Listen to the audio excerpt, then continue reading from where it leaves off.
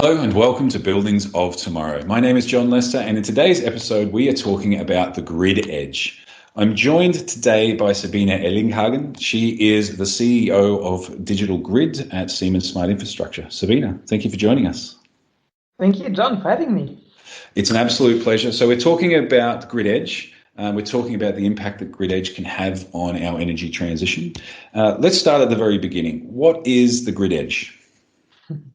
Good question. The grid edge in our terminology is, in traditional terms, where the energy is consumed. So the meter or behind the meter. So really the edges of the grid, if you want. Why that is these days so interesting is because obviously consumers are not only consumers these days, but everyone has a PV, a storage. In future, many e-cars are around. So that grid edge becomes much more complex, much more lively. And it's not about only consuming, it's also by producing, by storing at unusual places for the grid, at least. Yeah, and I guess that's the huge shift that we've seen, isn't it? That centralized model, let's call it, that was always how grids were designed, has slowly but surely been shifted, has slowly but surely evolved, and now we find ourselves at a state where it's almost not the exception to the rule, but the rule that there is. You mentioned PV, so solar generation, or these other aspects that come into this grid edge space.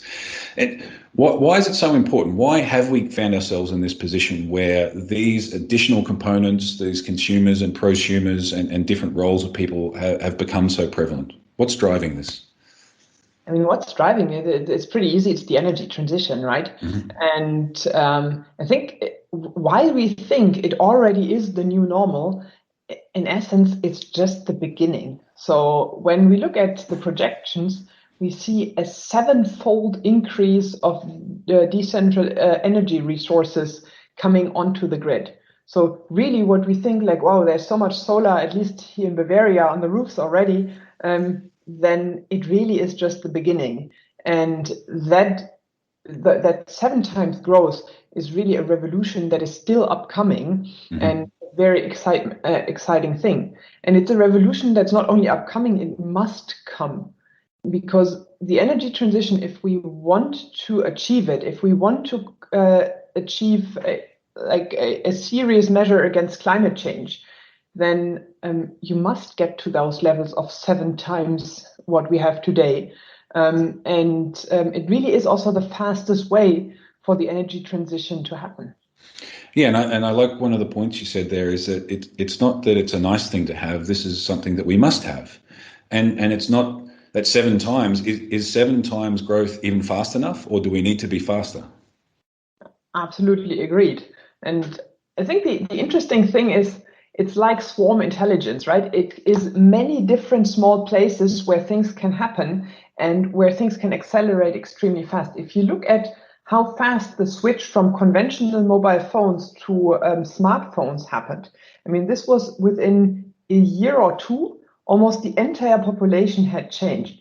So that was also very many independent decisions of independent entities that made that extreme pace happening. And that's really what excites me about the grid edge so much, is that for the good of the energy transition, we can make that happen and really accelerate that path, maybe to even unthinkable speed.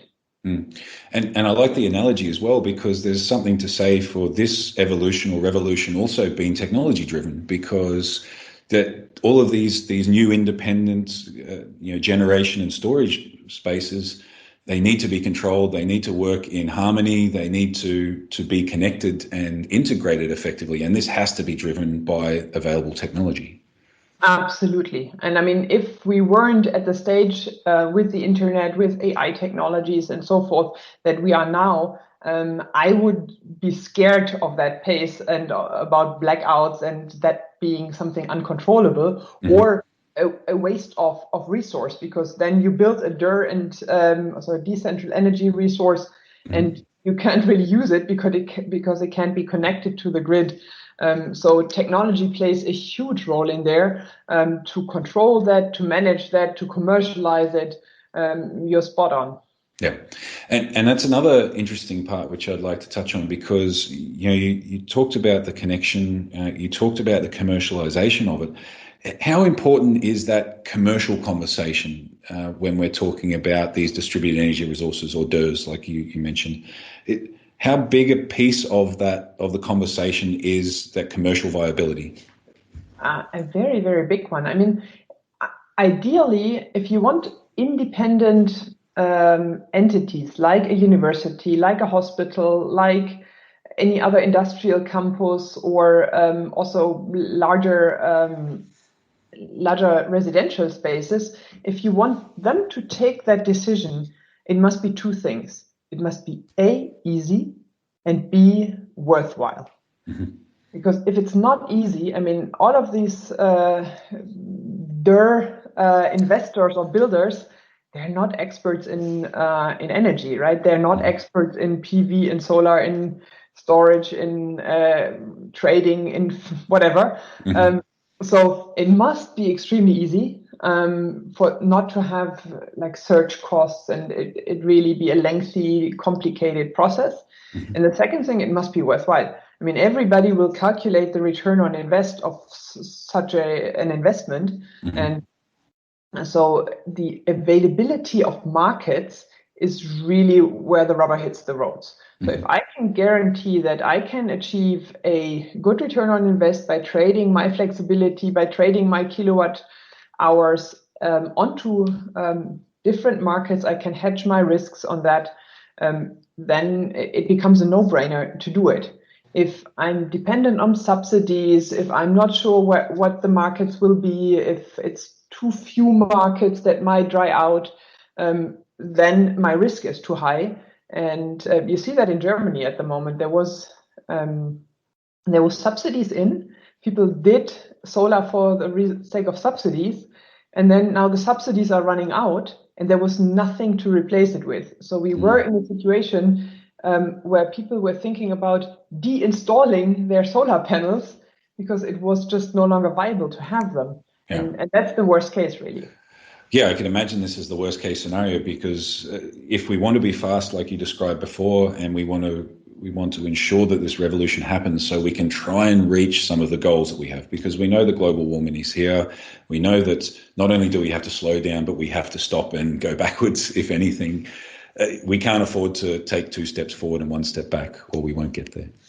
You mentioned 2 things there, making it easy and making it viable. And then you also touched on something around subsidies. Let's get into that in a second, but maybe we can go into a little bit more depth around ease and viability, just so that we can understand a little bit more and the listeners can get a bit of insight. Because like you mentioned, if we're talking about a university who want to have one of these distributed energy resources, they're not an energy retailer, they're not a utility. What do we need to do to make it easy enough so that individuals or institutions can invest in these kinds of resources? I mean, ideally, you're looking for a one-stop shop, right? So you call a number and or go to a website, and you basically have it all thought through for yourself. So from where do I, like, what is it worthwhile? What's the calculation? How large is the invest? How do I get the financing right? That's a huge thing where also we now offer new solutions ourselves, because we saw that as a really big hurdle to get not an initial invest and then a long payback, but get that right. How do I get then the installer? How do I get it installed? How do I connect it to a market? And if you look like cases in Finland, there you have a large shopping mall called Cello. And with them, we really put it all into one stop. So it's about connecting from the building, the technology to the market, and really optimizing whether it's self-consumption, whether it's trading, whether it's storage. So the one-stop shop, be it online or be it just the trusted partner that you can call, really is the ease that it requires. That we're looking for. And you just speaking through all of those different decisions, it highlights that this is not simple. It's not as simple as putting uh, solar panels, putting PV on your roof and plugging it in and walking away. There is so much more that comes through the process that's required. You touched on a couple of examples there, and actually had a specific example with Cello Shopping Centre, that around trading and self-consumption and these kinds of things. These sound like business models, and I guess this sits into that second point which you mentioned, which is viability and the different business models that are possible to make these investments viable. Exactly, and the thing is, you need to have predictive capabilities in order to understand whether it's viable or not. You need to be able to predict how much kilowatt hours do I self-consume, how much would I store, how much would I feed back into the grid, what would be the price points for the feeding back into the grid, how can I on top trade flexibility, helping grid congestion, helping grid stability, and so forth. So all these different revenue models, if you want, are layered on, or cost saving models are layered on one on top of the other. And sometimes you can't do both at a time. So you need to decide which one is worthwhile. Yeah. So you need to have sophisticated tools, a lot of algorithms to be able to predict that. In the first place, to make that investment decision. And the second thing is, then you need to operationalize it. So when it happens on the spot, the system in an autonomous way needs to take the right decision for you every second of the day. Yeah. And that's a huge undertaking, isn't it? And this is where that technology comes in, to be able to swap from self-consumption to trading back to storage and vice versa every second of the day. It has to be facilitated. Like you said, you have to operationalize this with automated technology, and that's a huge undertaking. And I think the interesting thing, and where we optimize with our technology, is to optimize for the technical feasibility, so the physics of it, right? You need to get those right, because we're still talking electricity. Yeah. And on the other side, the monetary aspect. So you don't want to break anything or create a blackout or something. So that's the physics side of things. You got to get that right. You don't want to degrade your battery unnecessarily, and on the other side, you want to optimize for the financial return, and you want to keep the CO2 balance in place. So it's three different things that you want to optimize for, and that's really where we invest a lot of thought into getting that right for our clients as well. Yeah, and it's almost the magician spinning plates, isn't it? To try and keep the perfect balance between these three is certainly no mean feat. You mentioned flexibility, and maybe we jump back a little bit to what's driving this revolution, and how do these new energy resources interact and cooperate with more of the traditional centralized resources? Is flexibility that driving force? Is that one of the key value propositions that this distributed approach brings to the energy market? Absolutely, it's a key part of that value proposition, because I mean, in the past, the grid was considered a copper plate. Copper plate means it's regardless of where you feed in a given amount of energy, and it's regardless of where you take it out. With those grid edge installations, it's no longer the case. So flexibility on not only keeping the copper plate a copper plate, but really making that location dependent on which feeder of the grid is what happening. Am I overloading a transformer? How can I balance the intermittency of the renewable energy resources? Is a much more difficult undertaking, and the role of the DSO, so the distribution system operator, will change greatly, and their task is really unthinkable complex in the future. And again, here we are back to the technology topic, right? So Yeah, without exactly. technology, just a human brain. Yeah. I can't imagine a guy with a hard hat sitting with a lot of switches, chopping and changing depending. And maybe that brings us back to that initial point, which is why is the grid edge and the thought process and the technology behind it so important or essential for this revolution? It just can't happen without the grid edge. Yes.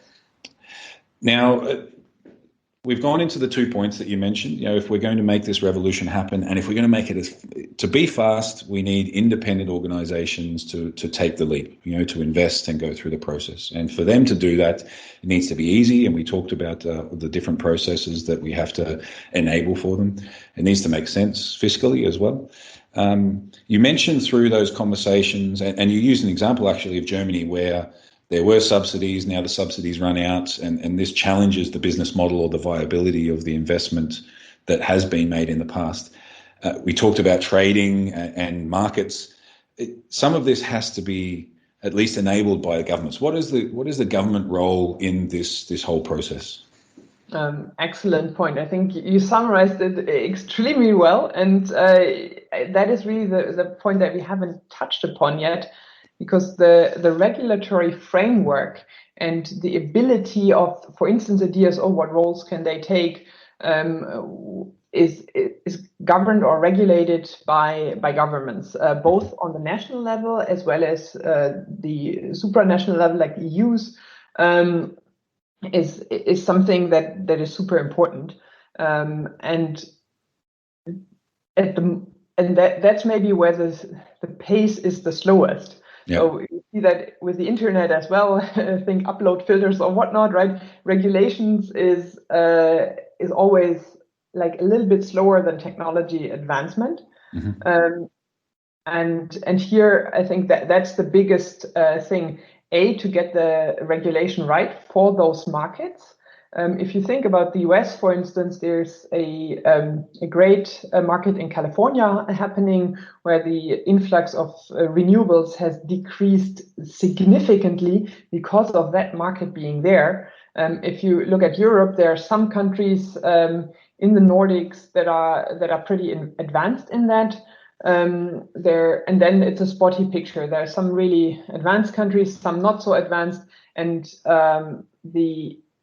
I think for technology to play out its full force, homogenization or standardization of such market approaches really helps. Mm-hmm. Because then you don't build something for one market and the next one for this market and the next one for this market, but you can really invest into one technology that makes it happen for many markets. And here, regulation and especially the EU can help to have a common framework, to have faster regulations, and also help itself to get out of this subsidy game, right?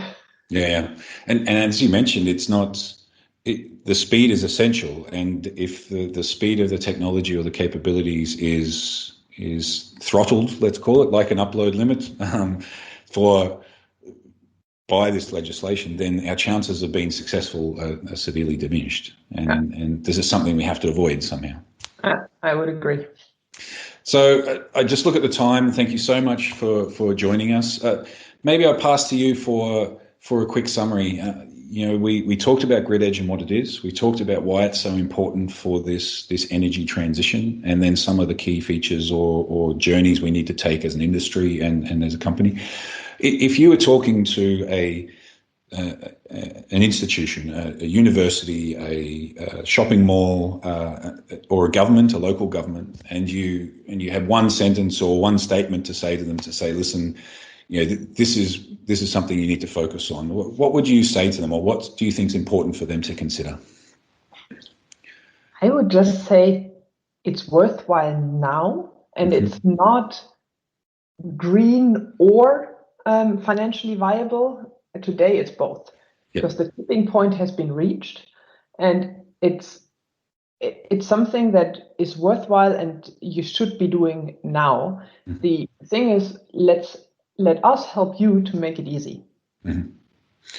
Perfect. I like it, because now that tipping point is so important, right? It's no longer, you're no longer donating money to be green, it can be green and viable at the same time, and that's a huge difference from a position that perhaps we were in 10 years, 20 years ago. Exactly. Amazing. Sabina, thank you so much for your time. Thank you. It was a pleasure discussing. Likewise, I hope it's not the last discussion we have, because I feel like we've scratched the surface, but there's plenty more in this topic to talk about. Thank you also to all those out there listening. Please feel free to like, share, or comment on this episode. Ensure that you subscribe where you're listening or watching us, and keep an eye out, because there will certainly be more episodes, but there will definitely be more episodes around the grid edge and how distributed energy resources can be the vehicle for us to achieve these sustainability goals. So thank you, and we'll see you again soon.